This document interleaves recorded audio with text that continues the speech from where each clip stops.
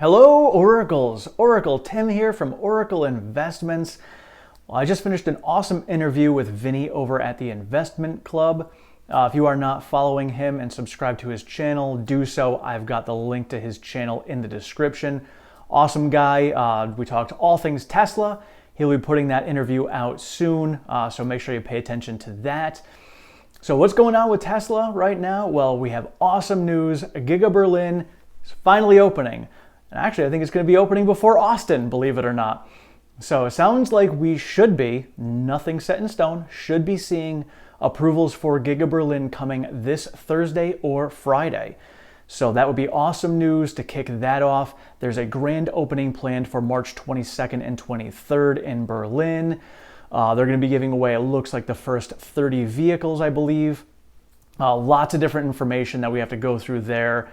But that's huge news that's going on there for Berlin. So finally getting that off the ground. And then shortly thereafter, we will have Austin opening up. So we've got both factories a little bit late, but we knew that they were coming, and so here they are. And so what does that mean going forward? Well, that just means that looks like Q1 will probably not have any deliveries in it for both Austin or Berlin, which is actually not a bad thing because then we can really get a true sense of what impact those two factories are making on the company for Q2 earnings. And then and looking at that going forward, I think we're going to see some great earnings calls. One of the things that Vinny and I were just talking about too is when it comes to margins, Elon has one more tranche that he has to get filled and he needs 2 more quarters of 30% margins or higher. So I think that what's going to happen over the next 2 quarters is going to be huge because Tesla's going to do everything in their power to get 30% margins over the next 2 quarters. So if during the initial ramp phases of 2 different factories, they can still pull off 30% margins, I think we're going to see a lot of heads turning from analysts. And I know that there's still a lot of macro environment uncertainty going on right now, but when you're looking at company-specific stuff, you're going to see that they're producing 30% margins during 2 factory ramps at the same time.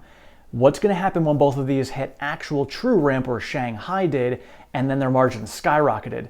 We could potentially be seeing 35 to 40% margins. I mean, that's what Elon's goal was to hit 40%. So I don't know if we're going to hit 40% until FSD and software really become reality for the company. But we could potentially see 35% margins coming out of these 2 factories just from the current production alone. And one thought that we did dabble in along the way as well, granted there's a lot of uncertainty with the macro environment and this is just probably a pipe dream, but floating the possibility that there could be a potential stock split around late July into August like they did last time. Now hear me out, I understand there's a lot of things going on, a lot of negativity, but we still have Google splitting.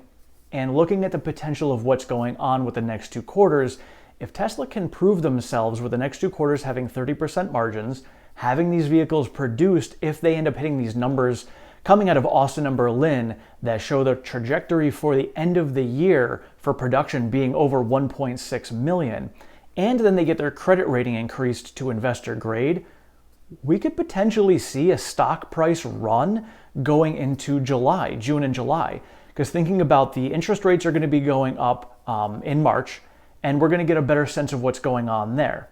The Russia-Ukraine situation, we'll have a better understanding whether these peace talks that they're going through now are actually going to work or not. We'll at least have answers for that going forward, so we should have a better handle on what's going on with Russia and Ukraine come June.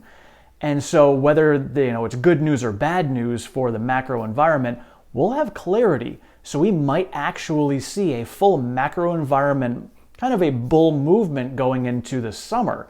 And if that is the case, granted there's a lot of ifs going on here, but if Tesla can pull off their 30% margins, if they can show that they're going to have a run rate of 1.6 million vehicles produced or higher, and if the macro environment clarity comes through, we may have a June and July run, which could push the stock price to a point where Tesla feels comfortable splitting at the end of August as they did last time. Going back to Farzad's comments in his video about how the employee stock purchase plan is around September, that could play into that perfectly.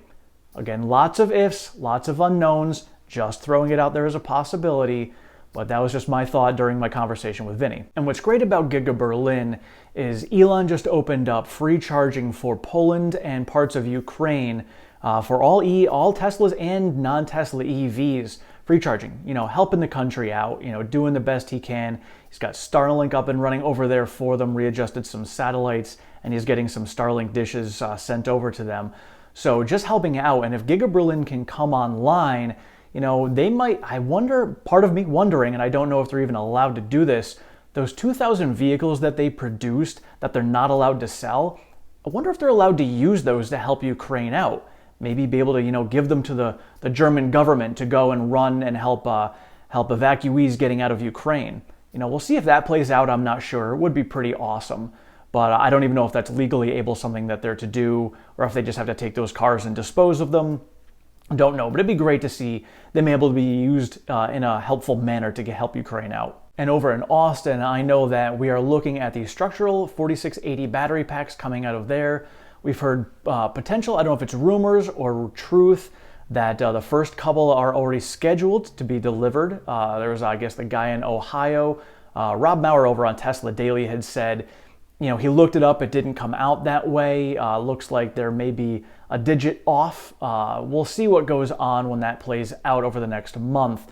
But we know that they're coming. Whether it's now or later, we know that they're coming. So for me, once I get clarity on this, it looks like they are performance Model Ys, which I had predicted that was going to be first coming out, because they're going to want the higher end vehicles to keep margins higher to offset those startup ramp costs. So I'm wondering if they're going to end up having the long range getting put out there. Just want to get clarity on that, because I might change it to a performance so I can get it sooner to get the 4680 battery. But if they're going to start producing the long range later in the year, I'll just wait. Either way, I want the 4680. Why wouldn't I? So, and I'm on the East Coast, so I would be one of the ones that would be getting that. I will wait and see and find out. I'm in no big rush, but I am super excited, so I would like to get that soon. We'll see how that plays out, but either way, it looks like the next month and a half are going to be extremely exciting for Tesla. Obviously, there's so many macro things that are negative in the world, but looking at some positives going on, Tesla's got some great positive news coming for them over the next month. And another thing that we had discussed on here all week long is now gaining more traction on Twitter and other social media sites as well, which is the whole sanction thing that's going on with Russia and the EU cutting off Russia from, natural gas and oil. They're basically taking aside their oil dependence and trying to figure out, all right, well, what can they do? They're going to need something. And this could be expediting their transition over to renewable energy. So getting into that situation, the EU starts to switch over, they get into more oil independence and they don't need oil as much. Then they begin renewable energy. The rest of the world is going to see this, and we will also make that transition. So I think the long run for Tesla is looking even stronger than it did before because of this situation with Russia and Ukraine. Gas prices going up, people are going to have their options of buying either ICE or EVs, and they're going to go with EVs because they're not going to have to pay $4 a gallon for gas for an EV. So some people may stick with ICE. It's going to still be in a transition period. But I think that's going to expedite it. EVs are already gaining traction faster than anyone predicted as it was. So I think we're going to gain traction a lot faster than we thought. We're going to do that also with renewable energy. We will have, the energy coming up huge for Tesla over the next year or two as well. We're going to see a transition happen. We're going to see it happen quickly. It's going to be a transition for sure. And if we can transition to a renewable energy sooner, then that's going to benefit Tesla immensely, even sooner than we thought. So now when it comes to the stock price itself, looks like, on Thursday when we saw that huge $100 swing turnaround, a lot of volume was pumped into the stock. This tells me that $700 is a strong support. A lot of retail investors came in, institutions followed behind it. So right now it seems like we have a very strong support at $700. Now, going to this, are we going to drop back down there again? We might, because I don't think that investors or institutions went out there and just dumped all their money into Tesla. I think they're still playing it safe, still playing it smart. We have a lot of uncertainty still going on this week. We've got Russia and Ukraine going through their peace talks right now. Whether that's going to amount to anything, who knows? We've got President Biden giving his State of the Union address. We've got Powell is going to be testifying on Thursday. So still quite a bit of uncertainty in the market for this week. So we could still fluctuate, but it seems like a lot of money came in. It seems like last Thursday was a strong bottom that a lot of people found was a good buying point. So whether we drop down to that again or not, we don't know. But it seems like that was a very low point. Seems like if we do drop back down, that might be where we get to. Probably won't drop further.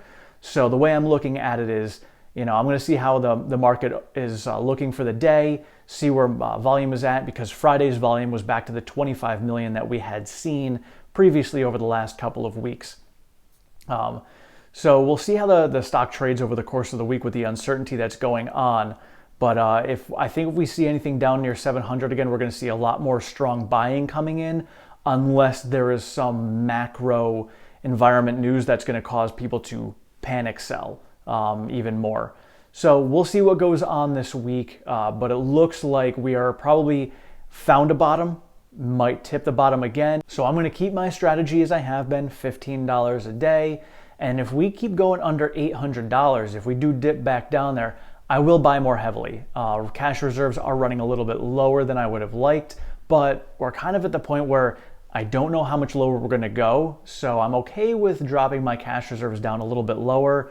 I do have some cash reserve plays that I can sell if need be to add a little bit more as well. But I think we're at the point where the buying is going to be coming in at 700 heavy if we get back down there again. And I know that in my IRA, I will most absolutely be buying if we get under 725 one more time. Let me know in the comments below. Are you going to be heading on over to Giga Berlin for their grand opening?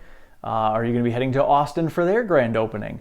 I'm still undecided. I haven't gotten an invite. I don't think I'm going to get an invite to Austin.